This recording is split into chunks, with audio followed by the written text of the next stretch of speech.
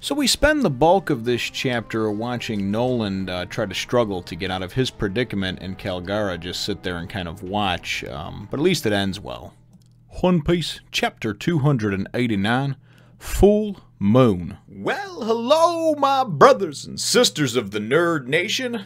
I, as always, am Jim, here to bring you another review on the awesome and tantalizing and flashback-driven, at least at this point anyway, tale of One Piece.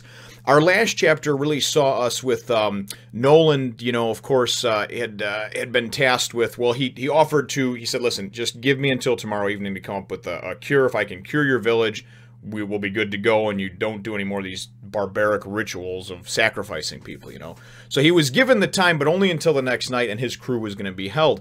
He wound up coming upon a Kona tree that he needed, but there was some earthquake and some shifting in the earth, and I actually thought that towards the end, when he was, I thought he was hanging off like a ledge, like the earth had shifted, and the earth had shifted, and he's like stuck in between the shiftings over there, so don't know how his legs are crushed or what have you, but, you know, you imagine when an island shifts and whatnot, but luckily it is a fictional story, so it's okay. We can suspend disbelief on that one. But that's how the chapter ended up. Kalgara was there and was basically just like, hey, I just want him just coming here to watch you fail. So this chapter, I gotta admit, you know, it picks up right where it left off, and it kind of goes back and forth between the villagers getting more and more scared because obviously there's more people, there's more of their clansmen, their Shadorans, fellow Shadorans that are this tree plague is obviously they're succumbing to. I don't even know why I can't talk this morning. I apologize. So. But it goes back and forth between that and then Kalgara sitting there just watching Noland struggle. And to tell you the truth, I gotta say that this is probably one of my least favorite chapters so far in the series. And not because it's a flashback. I really enjoy this background and getting to know these two characters. I just believe that in this particular chapter, not a ton really happened. We wind up, like I said, we kind of go back and forth and we see the two fundamental differences in the ideologies of someone that's kind of rooted in tradition, and this is the way of doing things because this is the way it's been passed down from generation to generation, or because the head man in the village told us to, or whatever, right? And then, of course, there's the person that's trying to expand and trying to cure things and trying to, for the thirst and quest for more knowledge, you know, in Noland. And like I said, just really to see some of the blind pig-headedness is really, to me, it just didn't do a lot for me. So anyway, we get Kalgara, and he's sitting there and he's talking to, just pretty much just sitting there watching Noland try to struggle and get out, you know, and get out of this kind of fissure from the plates that, you know, shifted, and now he's, of course, stuck between, between a rock and a hard place, literally. But, you know, we wind up finding out that that Muse, the girl that was going to be sacrificed, is actually Kalgara's daughter. You know, and we wind up finding out about that because Noland's talking about, you know, how can you be so stupid? You really just go and you know, when you have a problem with something, you just go and sacrifice and kill somebody. How can you just, like, accept the loss of life like that? You know, just so casually and so easy. So that's why Kalgara got pissed off. You know, he got pissed off and then said, so, you know, you think I take it lightly that I sacrificed my own daughter? And he's like, if the calling comes and, you know, the head man in the village, you know, he can speak to the gods and this and that.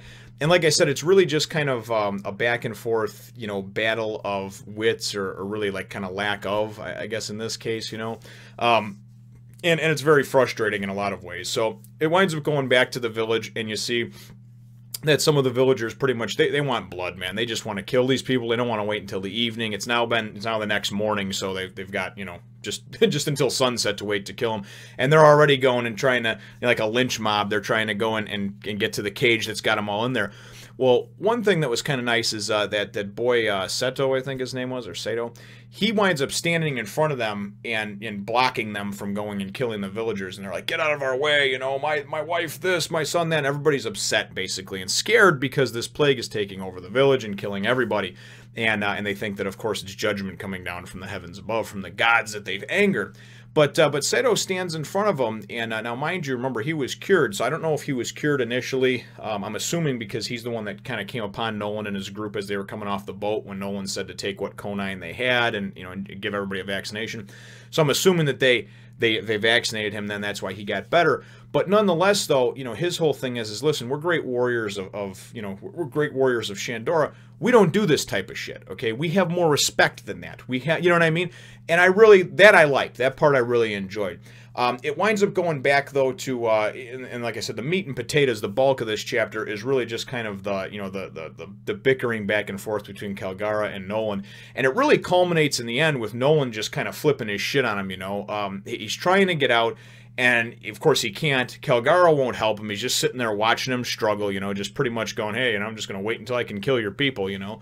And Noland finally just flips his shit, man, and he's like, don't you get it, you idiot? I can cure your village. I have the cure in my right hand, he's explaining, and then he goes on to explain about the tree plague, you know? He goes, this is something that went and it befell my country and killed 100,000 plus people, right? Until a botanist from the South Blue wound up finding this cure from the Kona tree and created this vaccine or what have you, this conine, right? And he's like, if you could just get past your blind stupidity and rage for anything that you don't understand, that's not like you, and just let me cure your goddamn village, you know? And that's really what he kind of goes about. There's like 2 pages of it, man, and it's just, you know, I think it's really good. So he's like, do you know how many people all over the world have spent countless years searching for this? Or how many sacrifices have been made? Do you? Your people are destroying this great progress. That's why I'm saying your ritual is a slap in their faces. Your antiquated ways are the real evil. Are you that afraid of the gods? And like I said, I just thought it was kind of neat how it all, you know, it all came together and what have you. So, and then all of a sudden we get the snake comes over. Well, it's another one of those Kashigami or whatever, you know, one of those rulers of the sky. And it's not the same one. Obviously, they wind up determining that it's much smaller. Must have been one of the babies. So my question a couple of chapters ago has pretty much been answered. Apparently, that big one was probably the mother or the father. So then there's probably some babies out there. They probably live a long lifespan, and I'm assuming that one of them wound up making it.